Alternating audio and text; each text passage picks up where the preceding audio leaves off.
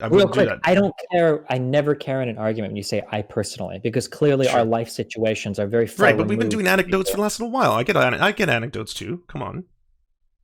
Well, okay. But anyways, so I don't think that Kyle would have been justified in murdering for someone else's property who he may or may not have known. Okay. Um, yeah, I mean, like there are other hypotheticals that I could test with, but yeah, I guess. Do you think that I'm curious on this last one. If somebody was coming to set like a dog or cat on fire, do you think you could defend them with lethal force, or do you think that you should just accept that and walk away from it? Or do you think a human life can be I traded would for an animal life? from the dogs I've had in my life, I'd probably defend them to the death. Why do you think an animal life can be traded but not property? Because the saxophone isn't sentient.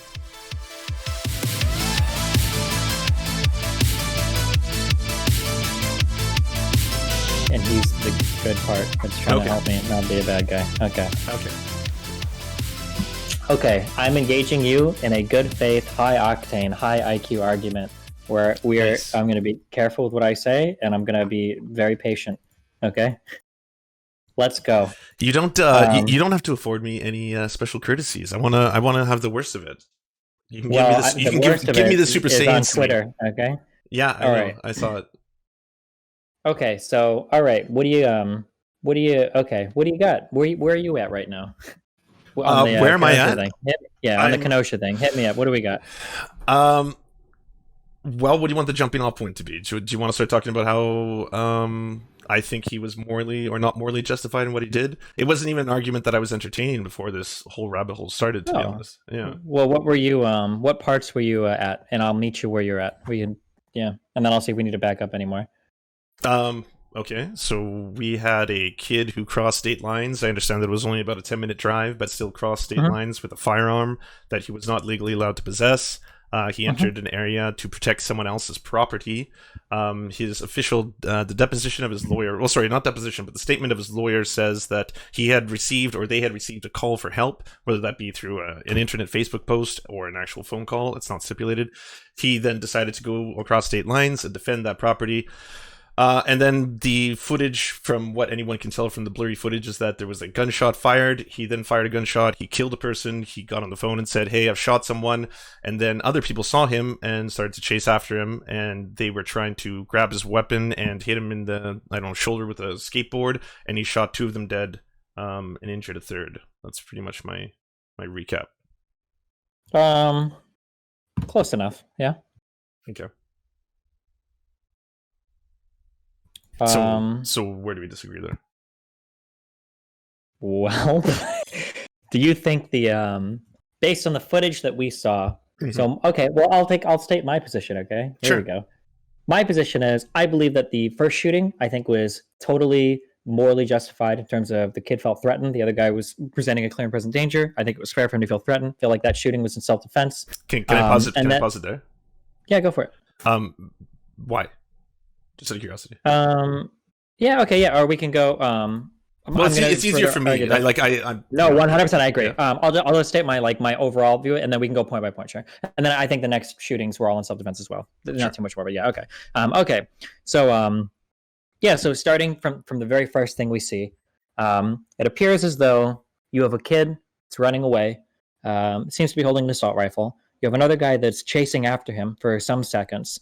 Eventually, a shot is fired behind the two of them. The one guy, I need to remember this guy's name. Is chasing Kyle. What's the name of the guy chasing Kyle? I can't remember off the top of my head. No, sorry. Rosenbaum. Yeah, Rosenbaum, I think, right? Is chasing Kyle. Kyle and Rosenbaum hear a shot behind them. The Rosenbaum throws a bag or something at Kyle. Kyle turns around. The guy screams "fuck you," and then Kyle shoots him, I believe, 4 times. That's the first shooting. I think that from looking at it, if you've got a guy that's clearly chasing after you, you hear somebody else shoot a shot behind you, you turn around, you have a full-on adult male that's still chasing you. I think it's fair to assume that there's a possibility this guy presents serious bodily harm to you, and I think it's totally fair to defend yourself in that circumstance. But neither of us know what happened right before that shot, right? What he had been doing before that moment. It's all speculation at this point, right? Yeah, while that's true, I would say that I would have to imagine some fantastical scenarios that justify him being chased for as long as he was, by another guy acting that aggressively. It's possible, but that would be like a low percentage, single digit percentage, like scenarios I can think of where that's happening. So, in your version of the narrative, you think he was being chased based solely on the fact that he was an outsider with a gun? Was he like a white guy with a gun? Was he a young kid with a gun? Was he in an area where he shouldn't have been, and they started chasing him because of If I that? had to, it's really hard to say. Like I can think of several plausible scenarios. If I had to guess, like there are multiple scenarios of equal likelihood. Maybe they were just mad that he was there with a gun. Maybe a couple protesters were arguing with a couple militia people, and somebody singled out Kyle. Maybe somebody said something to him, or he said something to somebody else. People thought it was escalating. Like there are several circumstances where it's possible. Yeah, the words were exchanged or whatever, and then it led to that. Yeah. Okay. Mm-hmm. So based on that, neither of us know what happened before that, but we do know that a shot was fired and that he ended up killing someone. And you think he was doing it proportional, thinking that that person was going to attack him. I'm not comfortable with the word proportional because I don't believe that proportionality is like an important part of self-defense. Mm-hmm. I don't think most people do. Do you want to talk about that or? Well, okay, hey, I'm going to say this right out of the gates because I'm very honest Yeah. about these things. I'm not an armchair detective. Like when I go down these rabbit holes, and this one I went down obviously pretty strongly because of you and then the Vosh debate and everything that came from that. It's me on the sidelines trying to do the best I can to piece this together. When this is like I don't even pretend to be an armchair like politician or sorry like pundit, right? Like I'm a guy on the internet who talks on Twitch, so everything I'm piecing together is what I'm trying to do. I'm doing my best to reading these kind of documents, right? So I will be woefully out of my depth. If you want to come in here and you want to be like, Lance, can we go back and forth on each detail until we figure out what exactly happened? Like, Sure. let's do a true crime, So to be super clear on this, I actually don't think that what happened prior to the video footage we've seen is that relevant. Let me be clear. When I said earlier that I could fantasize some scenarios, I'm thinking like Kyle literally says like, I'm going to run 30 yards away, turn around and start shooting all of you guys. Like even if Kyle displayed some aggressive manner or said some fucked up shit or whatever, I still don't know if that ever justifies chasing him for as far as he did. When I don't know how you could justify that. That just seems insane to me. Like typically once somebody's running away, usually like you back off, you're done. That's what I would consider. But even if that happened, I think those would be the majority of cases. The minority of scenarios. It seems more likely that the other guy just appears to have been acting very aggressively, especially based on the other videos we've seen at this point. I know you're super busy on vacation. Did you get a chance to watch Riley Grace Rochong's video on this subject? She made one that was like... No, what did she say? Okay, so you can give me your arguments. Okay, sure. Well, I can't because it's like an hour and 12 minutes, but she actually went through all of the different like case laws, statute laws, the like specific laws to Kenosha, and like broke the whole thing apart and itemized it for like people like me who, again, I'm on the sidelines on this, right? And like time and time again, the conclusions she was coming to, and again, she's just like, she's a law student, she does not try to like give legal advice or anything like that, was that he did not have justification in terms of the right to self-defense in this particular scenario. There's two things here. One, I'm making moral arguments, not legal arguments. Two, I'm very curious what she would have thought about Ben Shaver, because the cop that murdered him was completely acquitted of all charges. So I'm not really concerned about the legal argument, because I don't believe that whatever a court decides is necessarily the moral outcome. As we've seen time and time again, if BLM teaches us anything, it's that oftentimes the legal outcomes aren't necessarily the moral ones. And then also, I'm more interested in the moral argument here, because I believe, even if people say other things, I believe that most people are more interested in the moral argument of defending yourself rather than are you legally justified in doing so. I'm sorry, wait, Daniel Shaver. What did I say? Did I say Ben Shaver?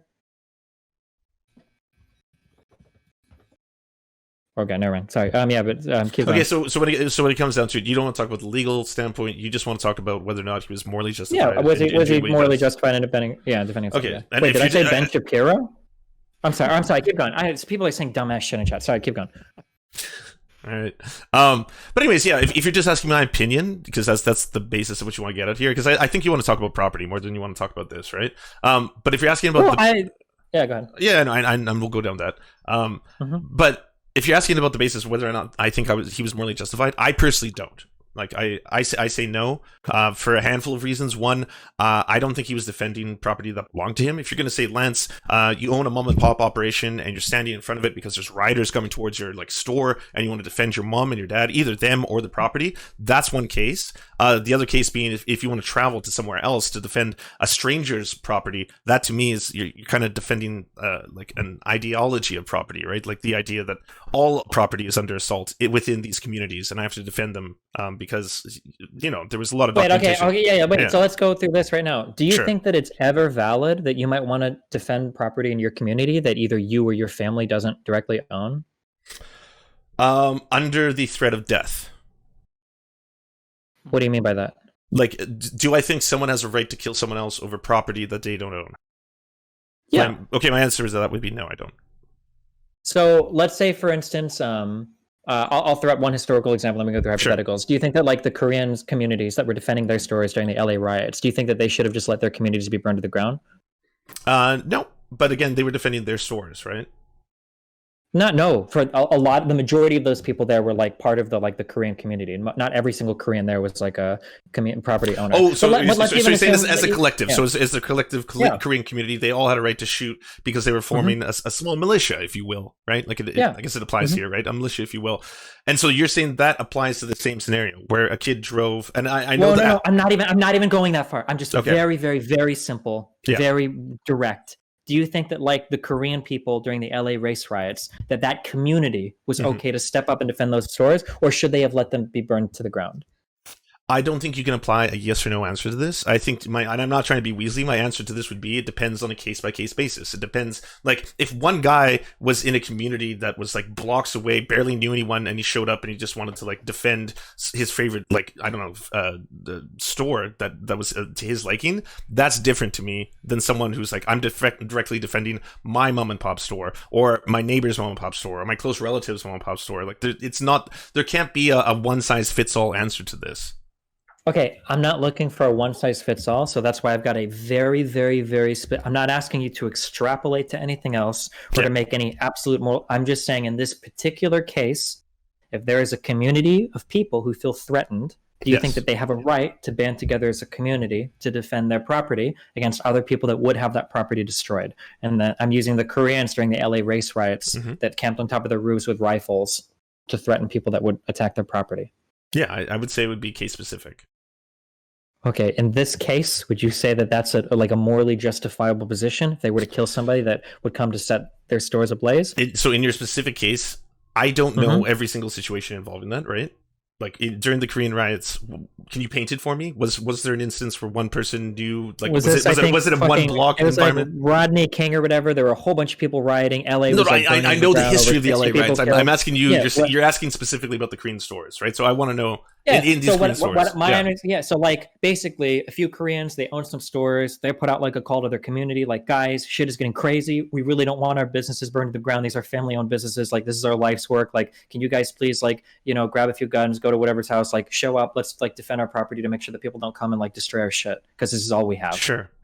I think you're endangering their personal lives. If you're endangering like their personal, like the families, all of that, yes, you have the right to defend yourself. Do you have a right to defend yourself against the property that you don't personally own? I personally say no. That's my standpoint. So then if you have to watch other people in your community, so like there's two Koreans that go, do you think it's unethical for them to ask for help? Do you think that like communities can never like defend each other in that sense, that they just have to sit by and watch only individuals go by and defend their property? So are they allowed to call for help if someone's like attacking them personally? Yeah, like are they allowed to call for help? Like other examples that I could think of this, of course, but maybe it would be like disproportionate. Like what about like what's it called? Was it Kristallnacht? I only know about this because of the dumb Nazi shit I read. But basically, it was the night in Nazi Germany where they basically said like, "Hey, if you guys want to go fuck up Jewish property, listen." I'm not telling you to do it, but if you do it, we're not going to do shit about it. Do you think in that case, like Jewish people would have had a right to call out to their community, even if they didn't directly own property and have guns and defend it against like would-be destroyers? Or for Black Wall Street, do you think they had a right to call people to help against would-be, white attackers destroying their property? Do you think in general it's okay for people that don't directly own property to show up and help defend community property? Right. Yeah. So this comes down to how do we define community? Because in this example, because if it all boils down to Kenosha, I would like to know in your definition, how Mhm. does his idea of community pertain to that property that was out? Yeah, it Like, seemed like Kenosha was a community that he belonged to. It was like it okay. was like a community of people that he knew. I think he was a lifeguard there. Like it's like the area that he grew up in. Like yeah, it's as much a community as like any other person would say. Like I belong to this community. So in that case, he has a right to take up arms for a third person's property. Like I can go over to a gas station and defend it.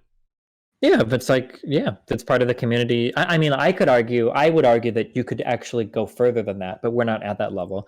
But like just for in terms of like just being this community, like yeah, I think he has a like a standing there. Like yeah, this is my community. I belong to it. Like yeah.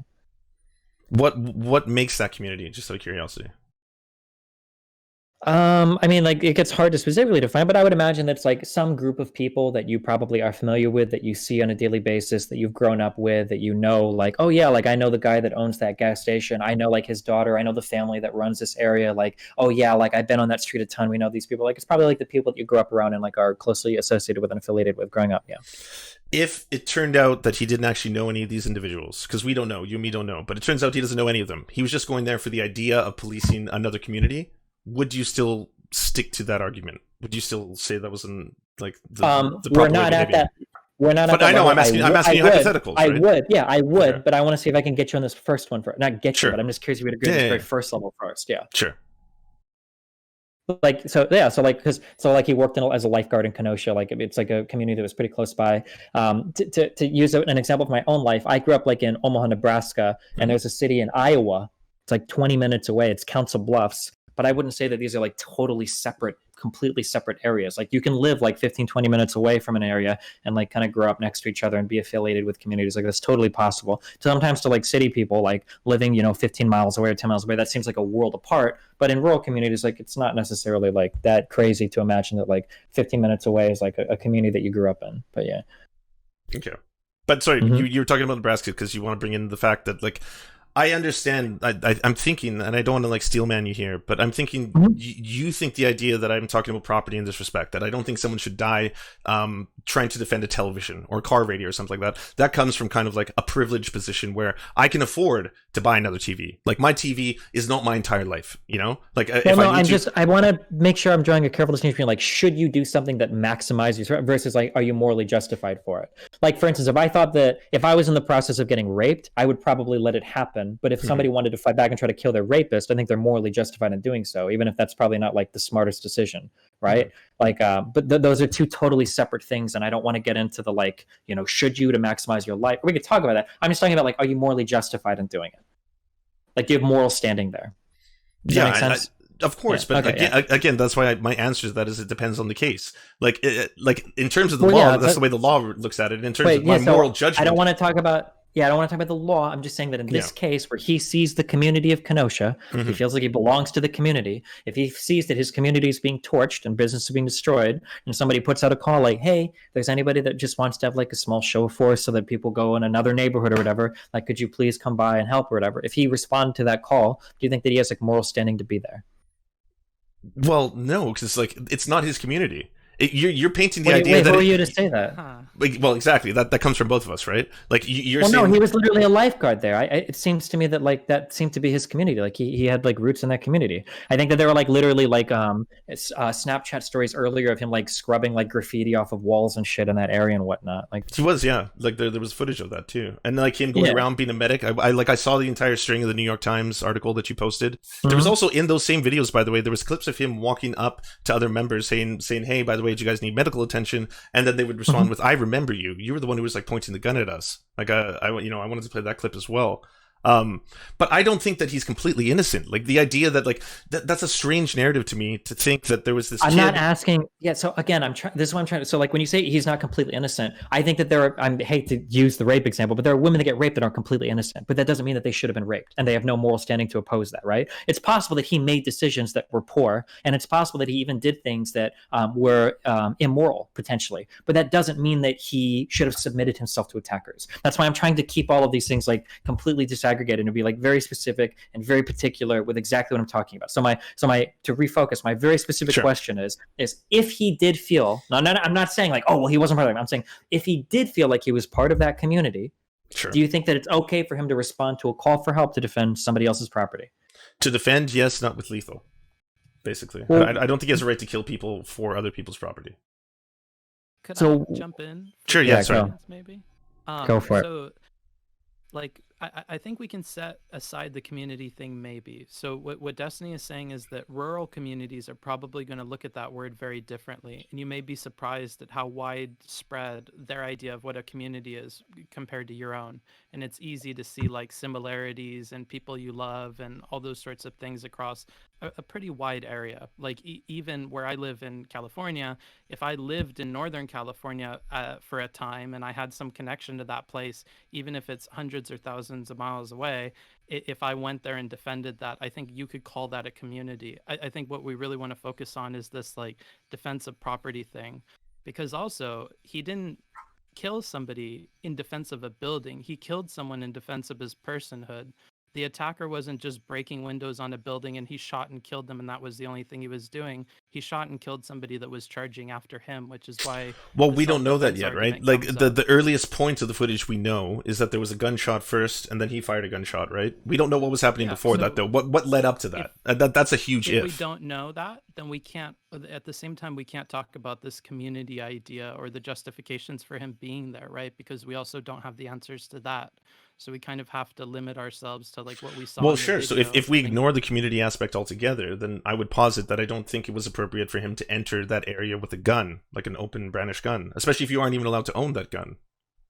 Well, but these are separate. Well, we're in terms of like owning the gun or not allowed to own the gun. Those are like separate conversations as well, right? Sure, absolutely. But I mean, this whole thing, like, none of these are just isolated instances. Like, I know we want to break it down into like, do you think X or Y, yes or no? Do you think X or Y, yes or no? And then based on that, but it's such a multifaceted issue. Like, none of this happens in a vacuum. Yeah, right? I understand. But when we say multifacet, that single facet's coming together to form the multifacet. So we have to understand like our singular points of agreement or contention before we can talk about the multifaceted argument. That's why I'm trying to like figure out like, so for instance, if you tell me, well, I think he could defend it even if it's like a friend's store. Okay, cool. Then we move on to the next part. But if we disagree here, well, then we have to solve it here. We can't. It feels like every time we have a fundamental disagreement, we're making this strange and vague appeal to the multifaceted part of the conversation, but we haven't even gotten to that part yet. I'm just trying to figure out like, can we show up to defend like our like community property? Can that concept or that thing even be morally justified right there? Like that's what I'm trying to figure out. It depends on the property, depends on the community, depends on the moment. I don't think lethal force applies to any scenario. I don't think you should be able to shoot. I'm falling down the hole. I understand that. So I don't think you're being super flexible on this. So is there a principle that you have then that is just going to go over everything else, Serfs? Like there's a principle of not wanting to harm other people that's just, it's always going to turn this argument one way or the other for you? Because it sounds like it doesn't matter how many other things we do as far as changing the definition of community or these other things, because you have other reasons for not siding with the attacker, not understanding why what happened. And like Destiny's saying, if it's a multifaceted thing, then we have to start with like one or two facets and find some kind of common agreement on it before we can move into like general arguments about the entire thing. I completely understand the anger management coach now. This is well, this is nice. I get it, because I know Destiny be screaming at me right now. Okay. Destiny, when it comes down to it, at the end of the day though, like my biggest concern is like, I told you this at the very start of this, you know way more about moralism, about philosophy. Like I would be woefully out of my depth if I was like to come here and be like, hey Destiny, I want to talk to you about all different kinds of like normative claims, prescriptive statements, stuff like that. I'm not going to try and do that. To me, what I've always said to you when we have these kind of talks is, why are we focusing on these certain things? Now, you want to focus on this because you want to extrapolate it and understand why each part of it is like builds a bigger tapestry, right? Like if I try to talk about a big picture issue, you always say, let's get down to the fundamental moralistic root of this and why you believe X, right? Yeah. Usually, typically. And that's fine. On the other end of the aisle, what I was basically wondering this whole time is, why is this the point that we're hyper focusing on when it comes to whether or not this one individual was justified? Because the problem is that like we need to build out our larger, broader prescriptions from these singular claims. So, for instance, depending on how long this conversation goes, if you're going to give me this point of contention here, then if you're going to sit here and tell me that like you can, or I'm sorry, that sounded really aggressive. If you're going to make the statement that you can't defend like other people's property, then I might ask you, like, do you think it's immoral when protesters go to other communities to protest in other communities? Because that's happening quite a lot right now, where people will go to other cities even to protest. Would you? I'm very curious if you would say that all of those people are immoral for showing up in other communities and breaking laws, which they often do by staying out past curfew. Or do you think that's okay when they do it? No. It's not like one law for me, one law for thee. What? Wait, so you think that BLM protesters that go to other cities to protest, do you think that they don't have a right to do that? They should only protest in their own city? No.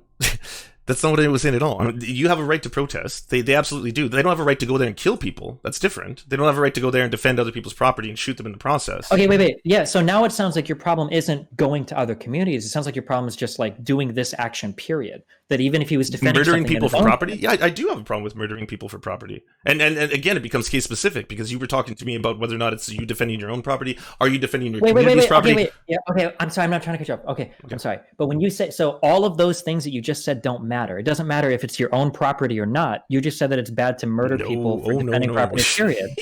Wow, you're good at that. No, I'm not saying that at all. That's completely twisting what I'm saying. I'm not good. No, that's exactly what you just said. That is exactly what you just said.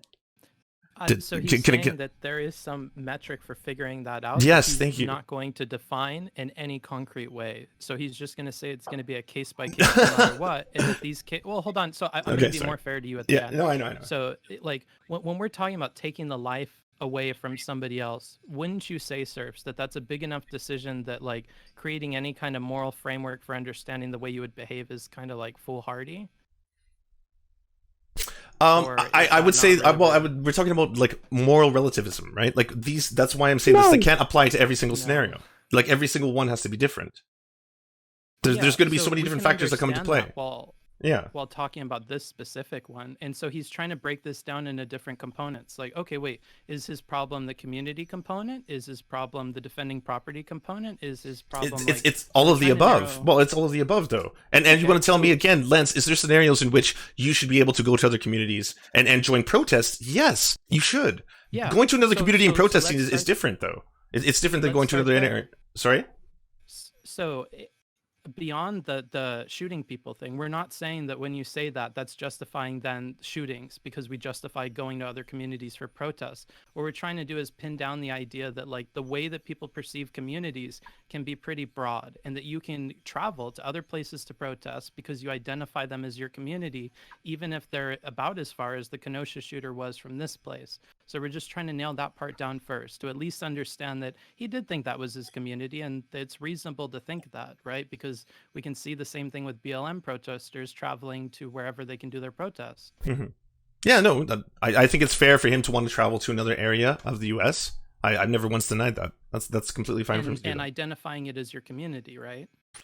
Well, are you asking, do I personally believe that he identified Kenosha as his community? Because do we have the evidence for that? Can I understand why? Yes, of course. Yes, of course. Okay. Yes. Now, can we take that a step further and have you give some good faith to the shooter that he, honest to God, perceived that Kenosha was his community? Yeah, okay. Yeah. Okay. So does that bring us any closer, Destiny, or do you feel like that's meaningless? If you're asking me in good faith, is there a version of the story where that could be true? Yes, there could be. I don't personally believe that, but I'll give you that in good faith. There could be that version. Okay. Yeah. So if we could work off of that moving forward, then we kind of move on to the idea of defending property itself. Now, personally, and this may differ from Destiny, I think you could just give a concession on this and say, okay, it may not be okay to defend property with lethal force. Even if we assume that he wasn't defending property with lethal force in this situation, we don't have enough evidence to say that that's what was happening. So this harping on that aspect of his intentions is kind of divorced from what we can see in the videos.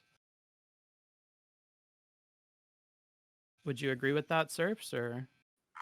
Well, I thought you were asking Destiny if he thought that was okay. Oh, I mean, do you think it's helpful that we fix the definition on community, Destiny, or do you think that that's not helpful at all? I mean, I think we got the community thing down. I guess like what the problem is that like by saying that like we all appeal to higher principles even if we don't realize it, right? Like, so for instance, when you say it's a case by case basis, there's some rules that you're thinking of Like there are in there. I'm trying to figure out what the rules in your head are so that we can start to hammer out like whether or not this particular scenario was okay or not okay. Like when you say like it's on a case by case basis, there's still some broader rule that you're appealing to for like this is right, this is wrong. Like I'm willing to bet that you would probably say that like shooting somebody that presents no threat to you that's standing in the street, that's always wrong. So we can build off of that. And I'm just trying to figure out what those like fundamental rules are, I guess.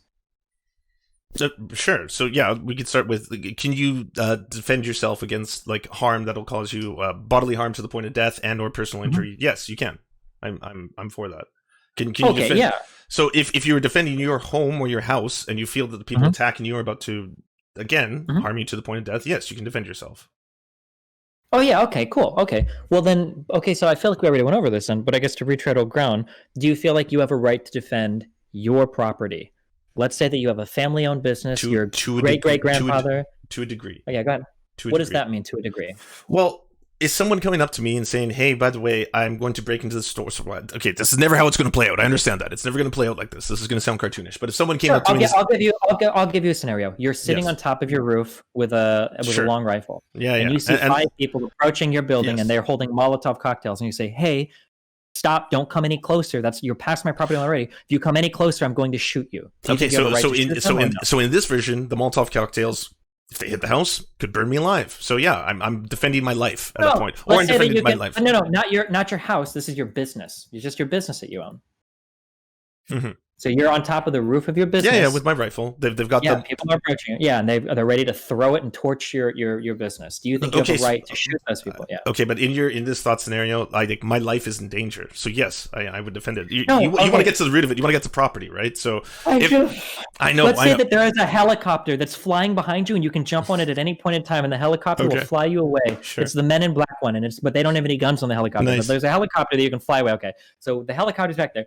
Now do you have a right to defend your property, assuming you can fly away if you want to? Or do you, Yeah, so in that scenario, I guess I'd fly away. I don't want to die. I don't want to die for things. I'm not asking you what you would want to do personally. You're saying, are they morally justified in killing them? And killing the people that are threatening their property. Do they have to forfeit their property to the attackers and let them destroy it? Or do they have a right to defend the property using lethal force? I guess I would say no. They don't have the right to kill their attackers over property. Okay. So then you believe then, so now, okay, so the general rule that I believe you've given me, and you can correct me if I'm wrong, I'm not trying to pigeonhole you, is that you don't think that you can ever take the life of another person that's threatening to and seems to have the means and motive to destroy a piece of business property, right? But I'm not personally going to be damaged. I'm not. They won't hurt me. Talking about the property, yeah. Okay. You are invincible. Okay, then no. I don't feel you're justifying killing someone for that. Okay, you're Iron Man. Okay, sure. Okay.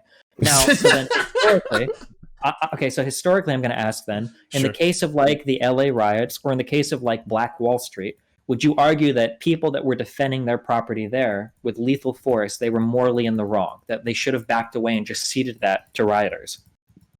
So the people who's like in the Target that were getting broken into, for example?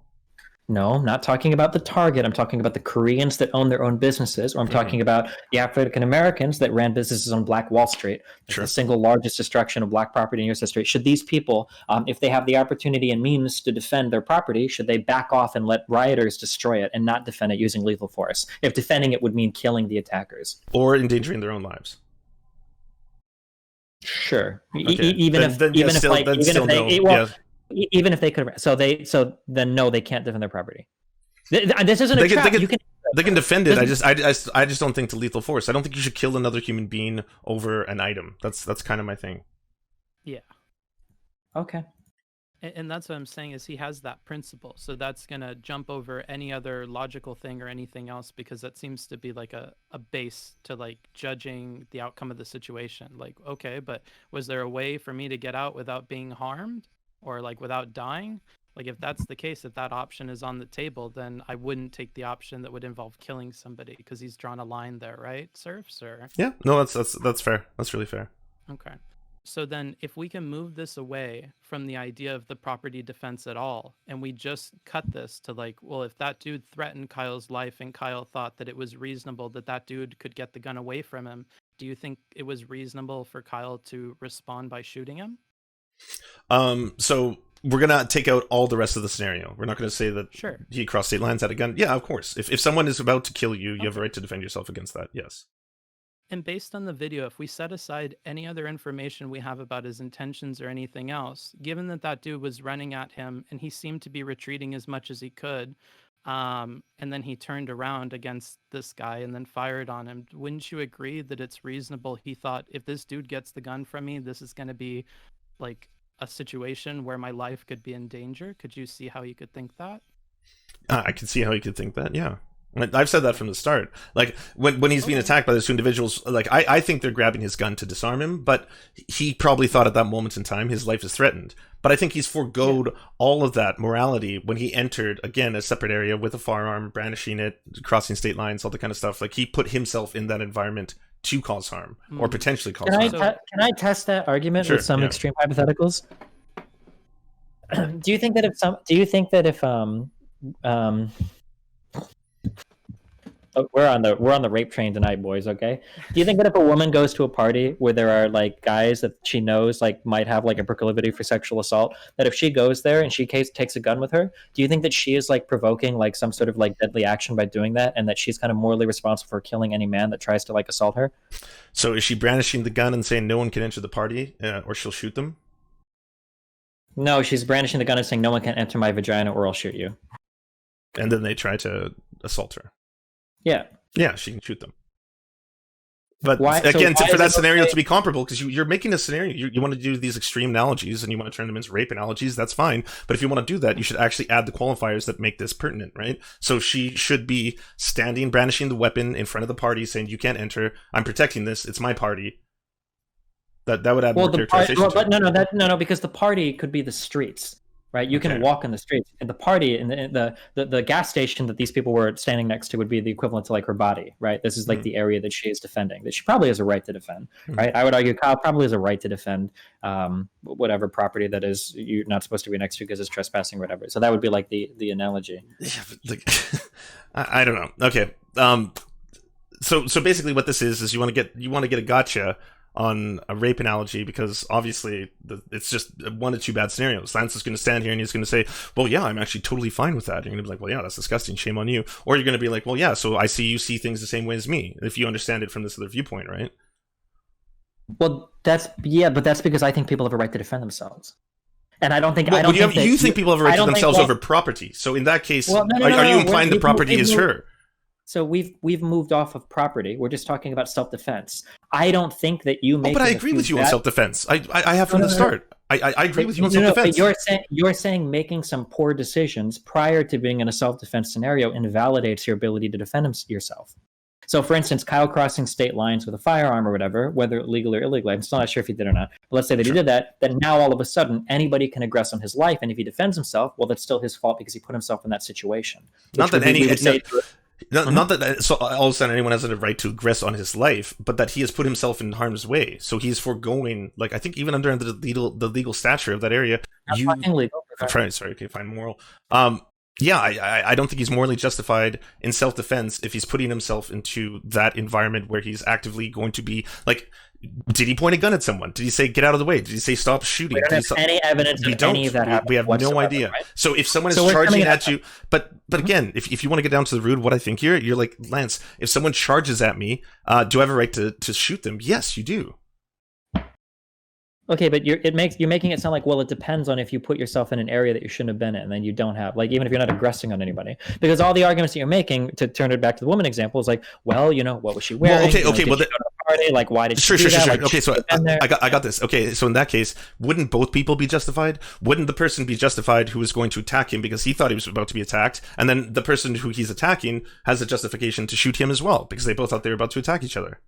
That's totally possible. Yeah. Yeah. So I'm glad we agree. That he killed a guy in self-defense? That he could have, depending on what had happened before. Just be of course.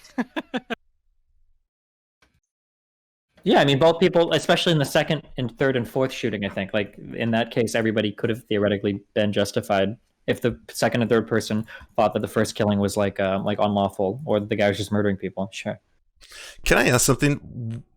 Why the white nationalist aspect? That's the part of this that doesn't make any sense. Is this all memes? Wait, what white nationalist aspect? Like, what? you know the clip that's going around, right? The one where like the riots have to stop, and because the riots have to stop, like we need to get if it takes a couple of white nationalists. Like, I'm sorry, I'm paraphrasing here, but like if it So basically, what I said is that like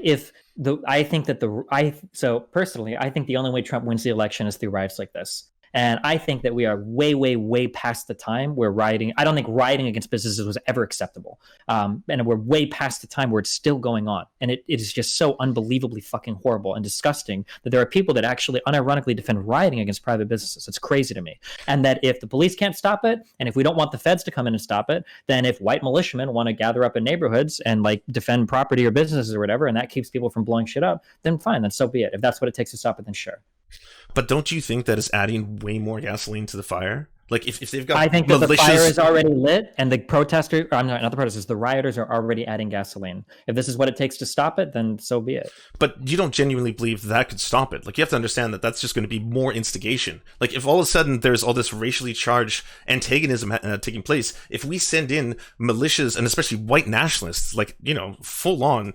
Okay, first of all, I reject the framing of white nationalists. Okay. Every single Blue Lives Matter person, every single like white, like redneck or whatever, is not a white nationalist. Sure, totally but I'm referring to your clip where you specifically said white nationalists. I don't know if I did or not. But yeah, you did. I might have been hyperbolic. Yeah, I don't know if I did or not. But regardless, like I mean, even if it was white nationalists, like if all they're doing is defending property, then that's fine.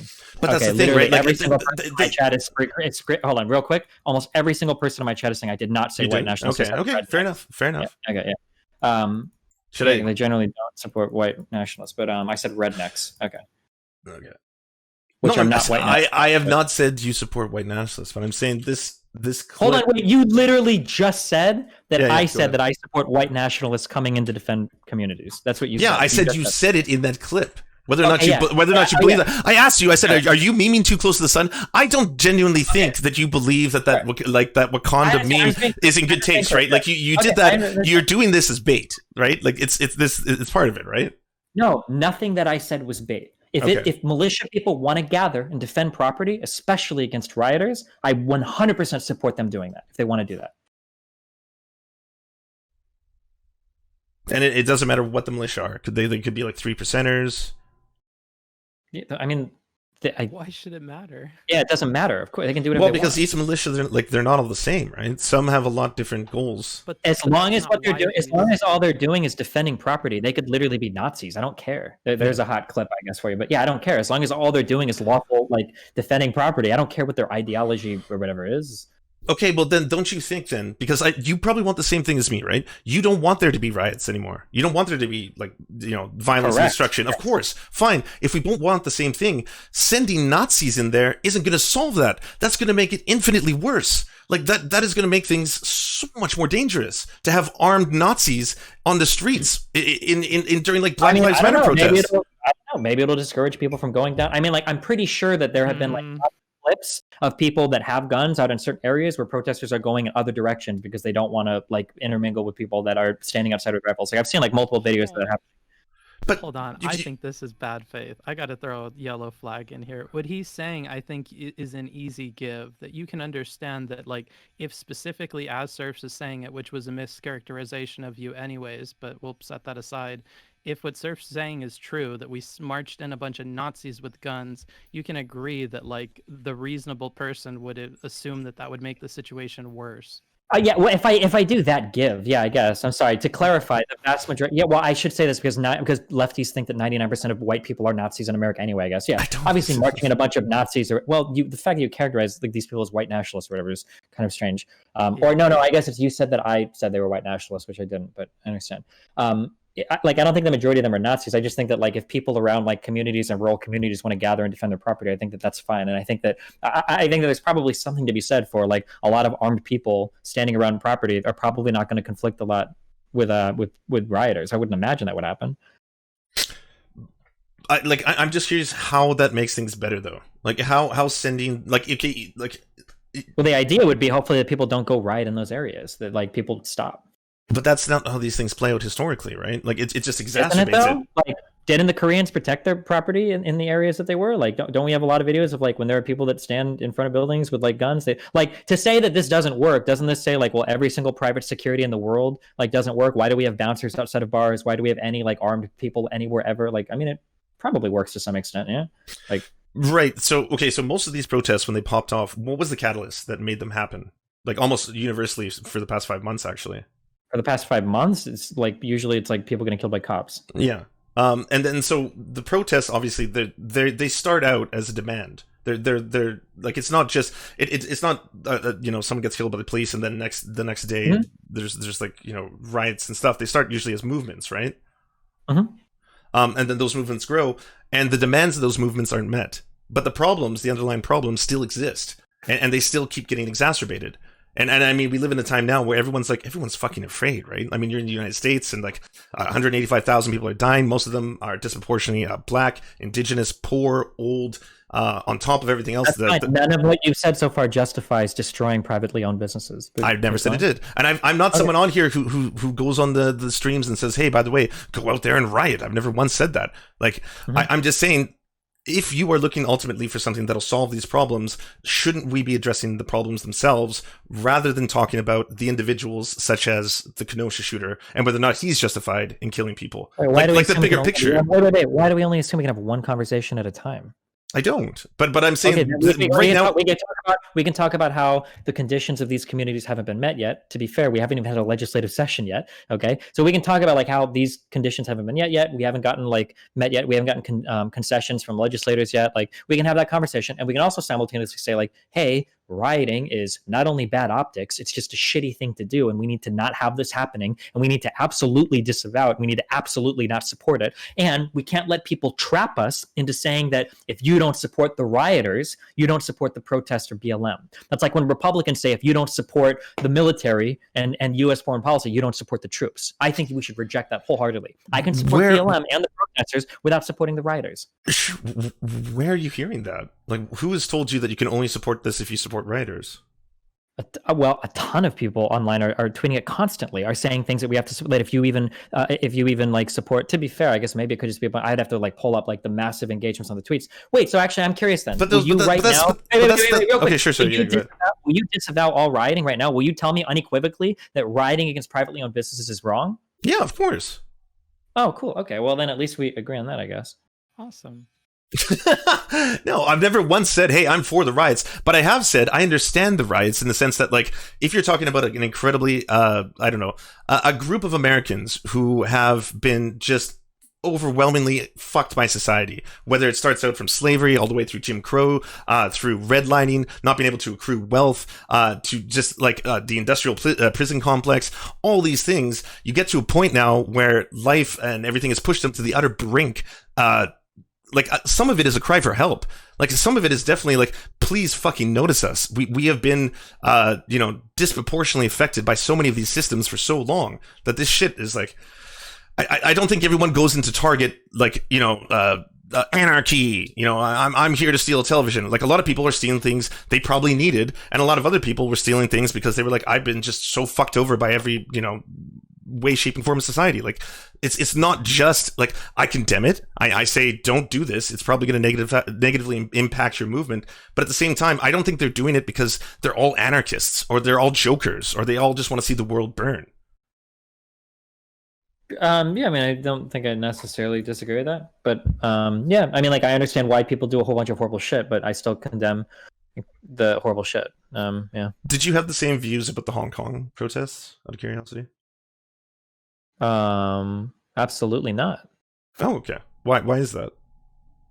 Because I think protesting against the government is a wonderful thing. But I'd say the same thing in America too. If you want to burn a cop car or destroy a federal house or whatever, then God bless, go do it. Absolutely. But that's destroying private property. I totally agree with you. Did you know in the Hong Kong protests there was an inordinate amount of private property destroyed? Like a fuck ton. Sure. Yeah. Well, in the event that private property is destroyed, I wouldn't support that private property being destroyed. But as I said before, just because I support protests doesn't mean I have to support riots.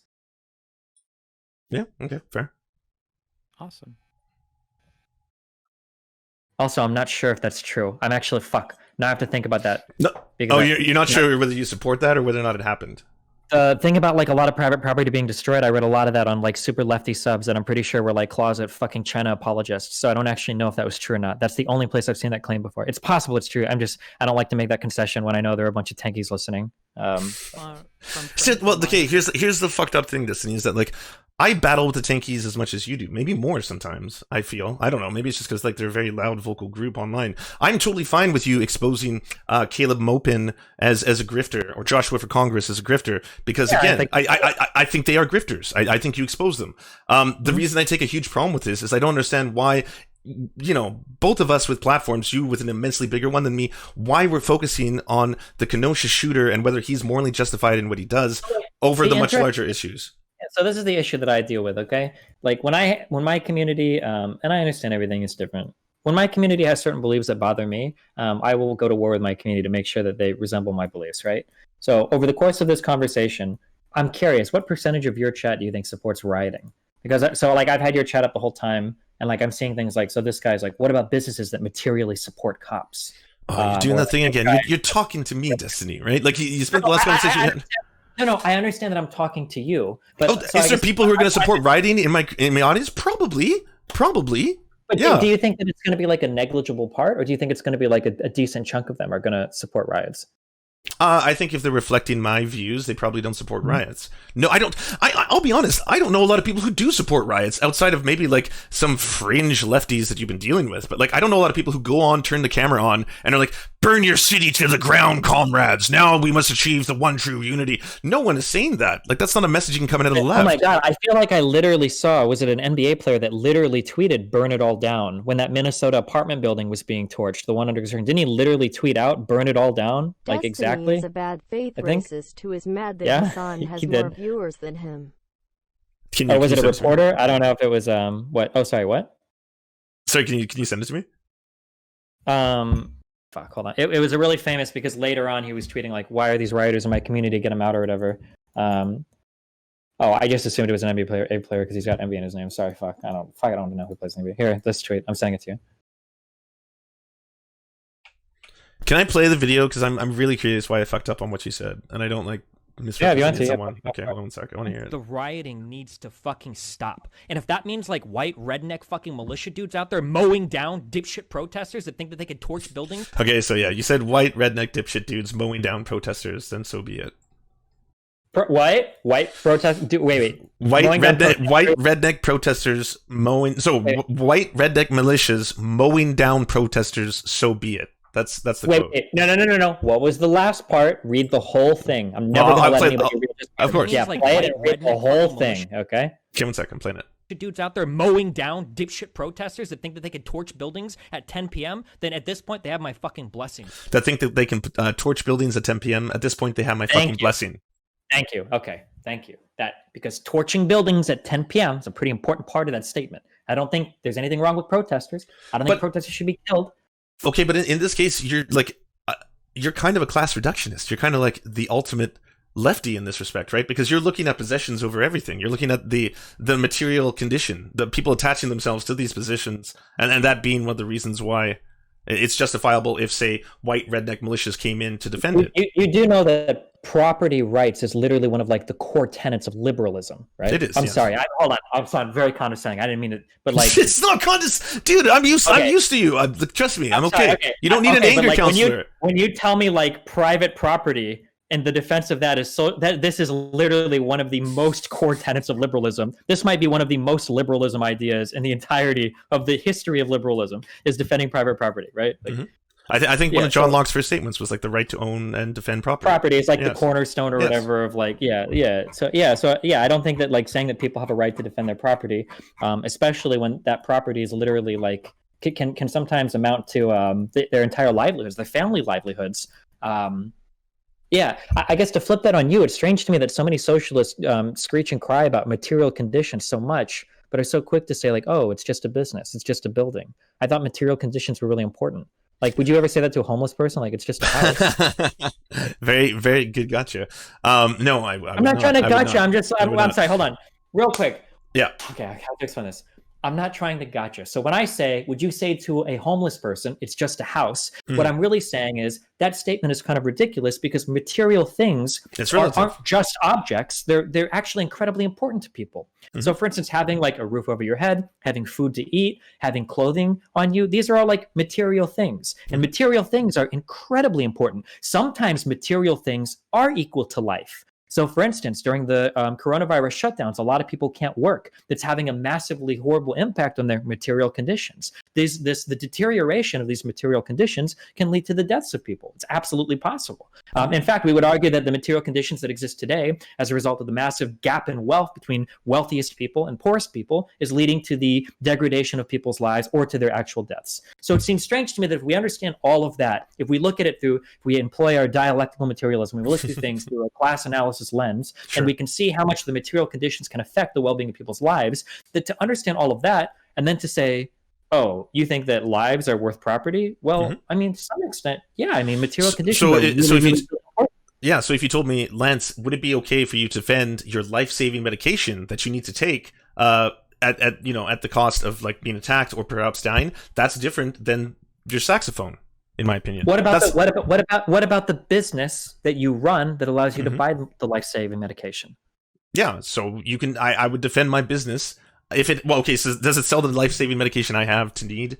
Because we're getting very deep into the weeds here. That's how you. We're not getting deep into the weeds. This is No, you can't say this is deep into the weeds. That's the capitalist argument. Okay, the socialist would say you're using the socialist argument, so I can use the capitalist. Because unfortunately, because I've gone into the weeds so much, I know the socialist argument. But a socialist would probably say, well, no, like your lot in life can be directly and inexorably tied to your material conditions. So if we say, for instance, the ownership of a piece of property, which defines your class as a capitalist to some extent, the ownership of a piece of property is generating you money that you use to purchase a life-saving medication. Don't you have a right to defend that property? Right. So, I mean, by that analysis, the problem would be the system itself, not whether or not you have the moral imperative to defend yourself against those. Sure, but an individual oftentimes can't change an entire system. He might only be able to defend his singular piece of property. Yeah, and that's where I come from, man. I'm an intersectionalist. Like I believe in that. I'm not a class reductionist. I'm saying that that's an unusual take from you because I understand the idea. If you tell me, Lance, I had a part-time job and believe me, buddy, so did I. I've worked in so many different fast food places. I know what it's like to buy my own car stereo, install the car. I couldn't install it. I had to pay someone to install it. I get that car stereo, and my car got broken into, and I was fucking furious. And I remember afterwards thinking, well, you know what? I'm gonna camp out in my car with a bat, and I'm gonna try and catch that person because I'm just so mad about that happening. And then years later, taking a reflection, being like, why? Why did I have so much attachment to a physical object that again could be replaced? It's not a life-saving object. I didn't need it. I hear this a lot. Okay. And I don't know if it's a different perspective or I might have just been a special snowflake. I would agree with that now because I can replace any object I own. I don't care. I'm rich. Fuck it. But back then, like that maybe it was just the mind that I had, but like when you're working a job for $5.25 an hour, when you go and you buy something for like $50 or $60, you literally spent your entire Monday and Tuesday working for that thing that you had.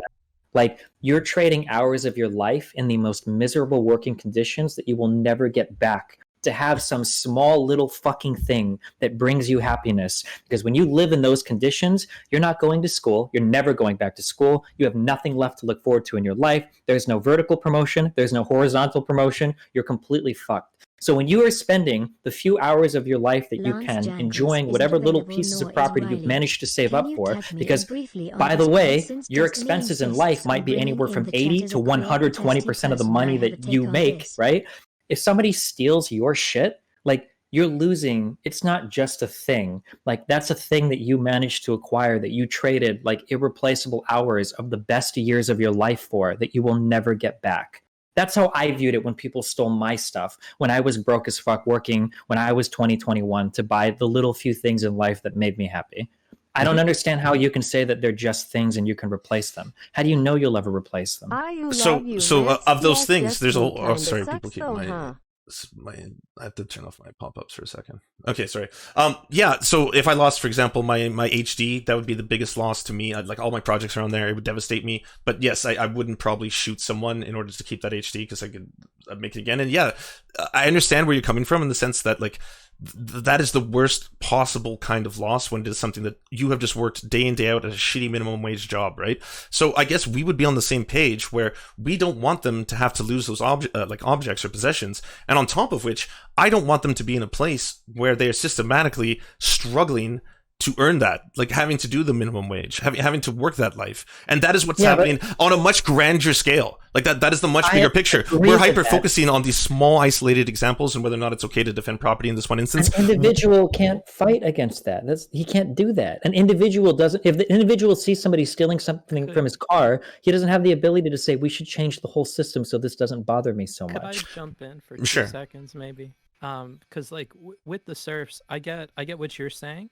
And I feel like almost what you want to say is like to pass Destiny and to pass you as well. Like, I get where you're coming from. I know why you're feeling this way about this thing, because the material conditions are such that like this is way more meaningful to you when you're poor, the few things that you own, and you may be tempted to the point of like murdering somebody else if they threaten that one little thing that you have. But now in hindsight, you kind of realize, like, even if I believed that at the time, it wouldn't have been good for me to murder somebody over those small possessions, because at the end of the day, I would want to have made the decision to spare somebody's life over these material things, because if I took the time to think about it, I would realize that nothing is worth that. Is that kind of where you're coming from, Serfs? Yeah, no, that's fair. Okay, and so when we expand that too much and we look at, well, no, because this whole system's fucked up. So really, if we're going to talk about this specific circumstance, we need to talk about, like, I would prefer that the system didn't exist that made it this way at all. Like, I get that, but that's not really going to help us. In the here and now, no. But we could. Okay, so first off, it's not as grandiose as me saying we have to change everything before we can change anything. No, that's the opposite. Like, trust me, I'm someone who votes for political parties I don't always enjoy, because I'm pragmatic, you know. Like, I want to help out people in the here and now, like, as quickly as we can. My thing being is that when it comes down to these specific protests, these specific, if you want to call elements of them, whether they're blossoming into riots or whatnot, we can kind of track down the reason why, especially the the inequality between Black Americans and white Americans. And Destiny, like, you know, I'm sure more than anyone about redlining, and you know, that's the best way for someone in America to accrue wealth over time, right? Is home ownership, ultimately. Mm-hmm. But I'm sure you also know the fact that at this point, by about 2054, the median net wealth of a Black family could be $0. Like, if the trends continue, it's going to be net $0. Yeah, sure. It's not surprising. Okay, so that being said, the system in all its variations is not working for Black families. Yeah, but I'm not talking about the whole system. I'm not even talking about black or white right now. I'm just right, of course. But I'm saying these are the catalysts. These are the reasons these things keep like exploding, popping off, like the riots, the protests. It's that frustration, that anger, that helplessness. We can track why, and we can also do things to ameliorate it. Is my other point. Well, yeah, but an individual can't, and these are like a little bit separated from the more individual arguments over defending a piece of property. And more specifically in this case, I just take issue sometimes when people are like, it's just property. Like, I think that's if I could say that now, like, I would never die for any piece of property I own, because I could replace it instantly. Mm-hmm. But back when I was in college, if I was like confronted with somebody that was like, give me your instrument or I'm going to kill you, it's like, all right, well, we're going to fight to the death, because I can't lose this. This is all I have in life up to this point. And like, my best years are now like starting to be behind me. Like, I don't know if I'll ever get another thing like this again. Like, now looking back on it, I could be like, well, Destiny, that's so silly. You're going to become a famous streamer. And now who cares? But like, at that time, like, this is everything I have in my life. I can't just lose this thing to you that wants to steal it from me for no reason. And you're saying that people who say that are being condescending because they don't understand what it is. So like, it feels like a very piece of property. And I'm not trying to like do like, oh, you're just rich, but it feels like a very middle class thing to say, like, that's just a possession. Like, damn, like if you're talking about like my favorite possessions back growing up were like my stereo, my iPod, and my saxophone, because music was like the only cool thing I had in life that like felt good to me. And the idea that other people could take that away from me because they were just jerks. And I don't know if I'm ever going to make enough money to buy a saxophone. Fuck, dude, when you're poor, if you get a flat tire, your finances are fucked for 6 months. Like, I don't know if I'm going to save up enough to get these things again. So, like, I completely agree with you. I completely agree with you. Okay. But I also don't think that applies to Kyle Rittenhouse. Like, I don't think I would apply the same thing. Like, I don't think him going to defend the property of either he knew the person or a stranger is the same thing as you and your saxophone, someone pulling your saxophone away. Like, I think those are very different scenarios. You might go to a gas station that's owned by like the same family for like 4 generations, and like their kids. You might go to school with some of them. Like, everybody in the community hangs out there. They buy pop. They hang out in front of the store. Like, these might be people that like their life's work has gone into like maintain. That's not uncommon in like small rural communities where everybody fucking knows each other. Like, when you're driving through like some shithole town in Louisiana and you pull over and get gas, like, it's not surprising if 2 people pull over and like, oh shit, what's up, dude? And they like notice each other because everybody knows each other in these towns. Like that. So it's not the idea that when some people act like it's so inconceivable that Kyle could feel some strong attachment to his community that he wants to die over it. But then we'll sit here and listen to rap songs where people are literally calling out their neighborhoods, like on every other fucking track or whatever. Like, I don't know. I think that's like totally understandable that people would feel like a ride or die connection to their community and defending like their legacies, I guess, to some extent. But would you also grant that he may not have known them at all? I mean, I guess that's possible, but it doesn't seem to be the case at all. Like, he literally had like ties in that community. Like, he didn't have ties to that gas station. He may have gone. I'm pretty sure that specific owner literally was calling out for people to show up and like help protect. He was, but that doesn't mean that he knew who he was. It may or may not have been, but it's part of the community that he lives in. Like, it's not like he just went to some random place on the other side of the planet. Like, no, it's not. Both could be true. Both they may have been on speaking terms. He may have known his name. He could have no idea who he was. So I think both of you can be correct here. Like, I think Destiny, you could be correct that he views this gas station as an extension of his community. But I also think Serfs may be correct in that I don't think he sees the gas station bit of property with nearly the value that we're attributing to it. I don't think he has that. No, I don't think it's that. If I were to guess, it's probably more like the general idea of the general defense of his community against rioters would be my guess. Okay.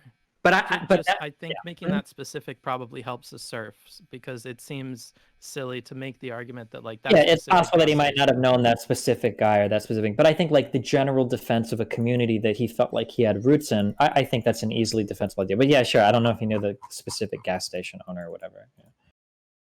I'll say this right away.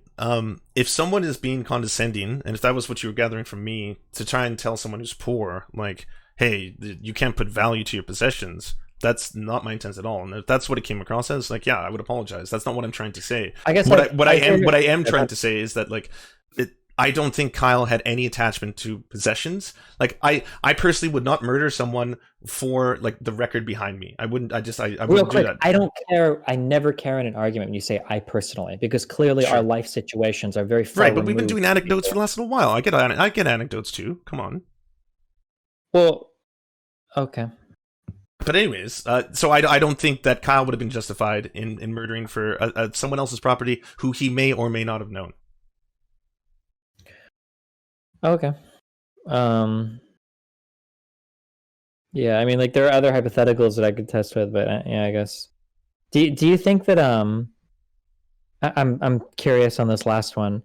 If somebody was coming to set like a dog or cat on fire, do you think you could defend them with lethal force, or do you think that you should just accept that and walk away from it? Or do you think I would for an animal life? From the dogs I've had in my life, I'd probably defend them to the death. Why do you think an animal life can be traded but not property? Because the saxophone isn't sentient. Wait, are you a vegan? No. Okay, just curious. We won't go down that road. Okay.